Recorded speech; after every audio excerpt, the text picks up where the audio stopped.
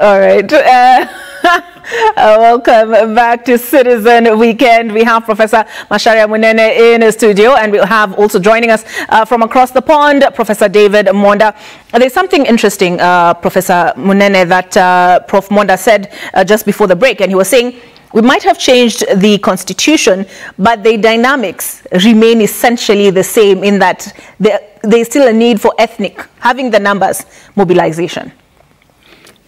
There is a small element of truth in that. I think the ethnic narrative has been overplayed in almost everything. It becomes an excuse for ignoring other factors in the whole. It's not to say that it does not exist. It exists. But to overplay it is to miss the point. And if you look at the first dispute, Jomo and Jaramogi, it was really an ideological dispute. Which direction does the country go? And that's why even Jaramogi's successor was also booted out. Murumbi was booted out in about a year. And that was a difference of opinion. And so there is that need to, are the players compatible? If they are not compatible, then there's going to be some problem. There's also an issue of expectation between the two people. When one expects one thing and the other expects a different thing, then you have a problem. It turns out that Daniel Moi was very good at gauging the moment and playing his cards well. There's no time when Moi ever appeared as if it was a challenge to Kenyatta. There never was. He knew how to play his cards, just the way he knew how to play his cards during the colonial times. So, but we have had instances. Jaramogi looked as if he was challenging his boss. And even we are alluding to what's going on right now. There is an impression that Gachagua is challenging the boss. They have different sort of expectations. And they have not played their cards very well, both of them. But clearly you see this is different expectations. And it's playing out. In part, because both of them feel they are prima donnas. Just like Jaramogi and Kenyatta were both prima donnas. And if you look at Uhuru and Ruto, they both felt their weight, because they had come together and cut a deal. So they were both important. No one was subordinate to the other. So when you have the president who has one expectation and a deputy who has a different expectations, they are bound to collide somewhere. And that happened in a very nasty way. The same thing now here, we are seeing it.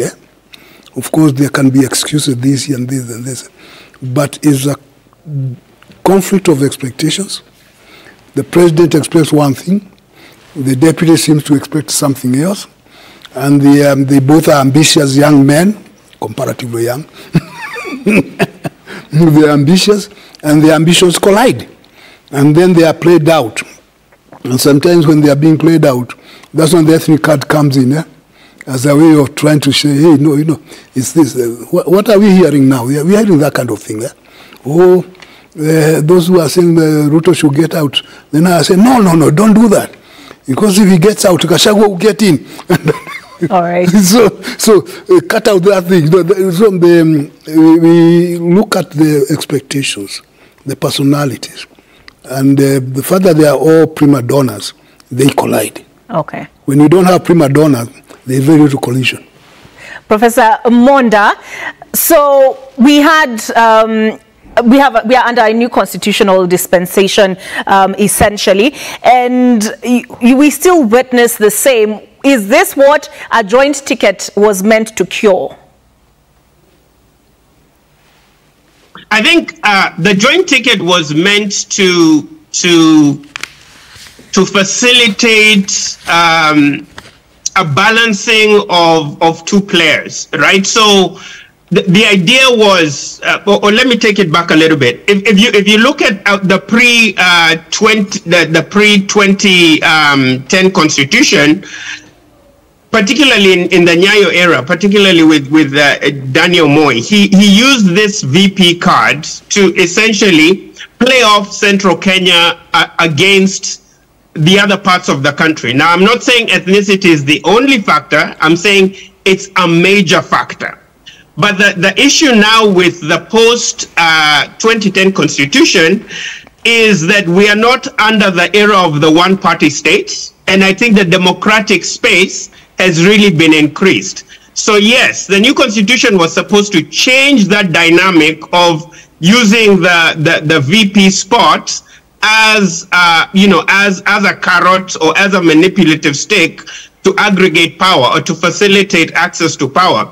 But we can still see that even under the new constitution, the presidents are still able to use the VP spot as a bargaining chip in terms of political mobilization. So if you look at the last election, both of the VP candidates, Martha Karua and Rigathi Gachagua, were from Central Kenya. So again, as much as things are changing, but the dynamics are still remaining the same. And I must add that it's not even been halfway through President Ruto's administration, but it's a really a really complicated political dynamic because you have multiple players at the table. What has happened?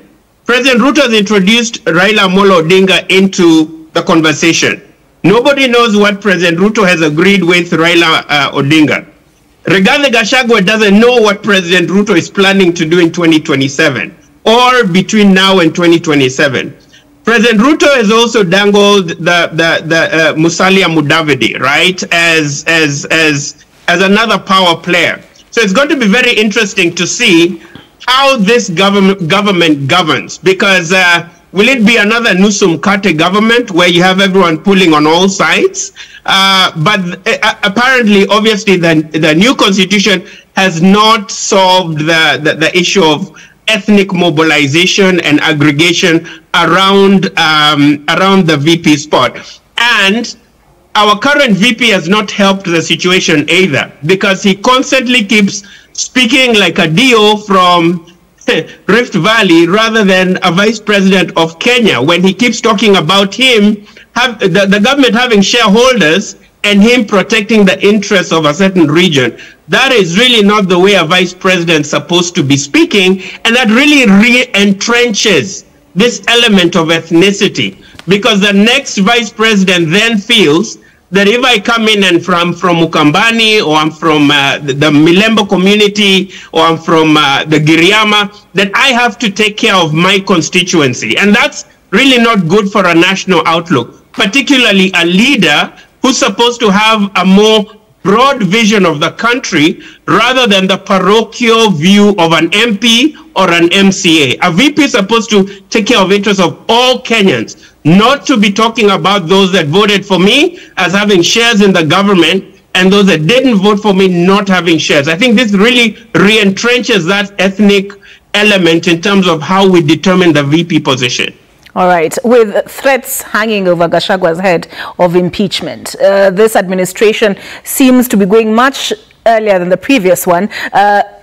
Seems to be pulling in different directions. What then is the cure, Prof? Should it be, should we go back to the old system? I was reading that Moi kept Saitoti hanging after serving as VP for 8 years.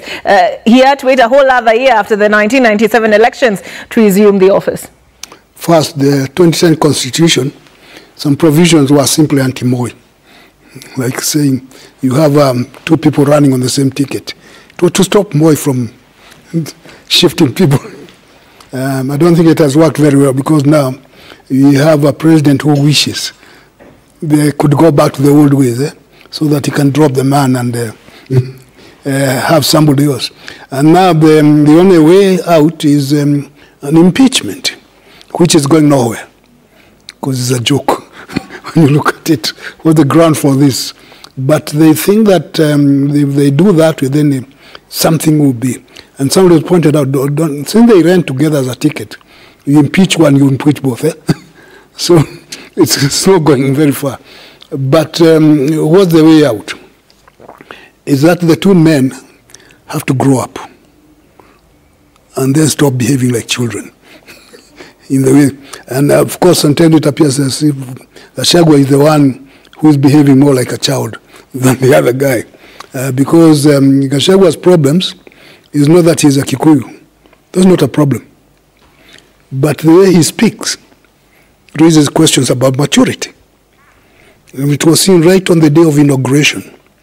And people wondered, what's wrong with this man? When somebody is down, you don't beat him up and then think you are doing well, you smile up. No, you appear just to be a bully and not thinking very well. So, and people pointed out, what's wrong with you? So he failed that test on that day. And from that time, he's been trying very hard, extremely hard, to be accepted as a leader of the mountain. He's been having problems. Of course, recently, when it appears as if he was a victim, he's been gaining some traction, yeah? But still there is that lingering question of his maturity as a leader. And until he shows that he's mature, then he's going to continue having problems. But essentially, it's the two men have to grow up and start misleading the country or doing something that is unbecoming. That's my way of looking at it. Okay. Yes. Professor Monda, have the last word. How do we break the curse?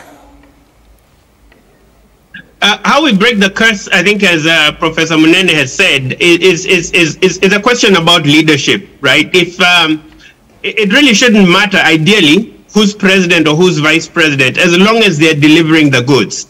But we do understand that we live in a political context where ethnicity is a major element of mobilization. And I think going forward, it's really for Kenyans to decide to start to think more about the leaders they elect to office, but also more appropriately, and I think this hasn't been emphasized enough. The most powerful institution is not even the president or vice president, it's parliament. And I think our parliamentarians need to be more than just rubber stamps of what the executive and the deputy executive want. They really also need to check the president and make sure that the president serving the broad needs of the whole Kenyan constituency, the vice president serving the broad needs of the whole Kenyan constituency. Because right now, if you impeach the VP, it's a joint ticket. It's extremely problematic. So you really need mature heads at the helm of the ticket.